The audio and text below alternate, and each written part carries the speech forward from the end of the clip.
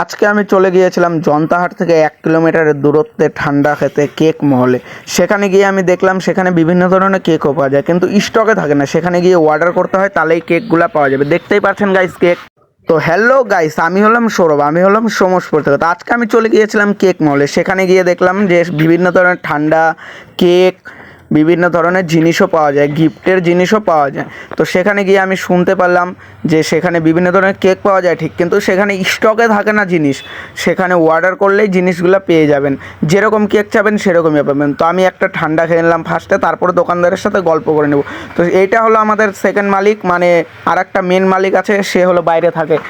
তো এখানে বিভিন্ন ধরনের দেখুন গিফটের জিনিসও পাবেন এখানে, মানে ফটো ফ্রেম, সব জিনিসই পাবেন, খাওয়ার জিনিসও পাবেন, বিস্কুট টিস্কুট সব জিনিস পাবেন এখানে আপনারা। আর এখানে আসলে আপনারা বিভিন্ন ধরনের এনজয় নিতে পারবেন। এখানে ক্যারাম বোর্ড খেলা হয় রাত 10টা পর্যন্ত। তো আপনারা আসলে ভালোই মজা নিতে পারবেন। এ আবার ডেকোরেশনও করে বিয়ে বাড়ির, এর সাথে কন্ট্যাক্টও করতে পারেন, আমি নাম্বার দিয়ে দেবো।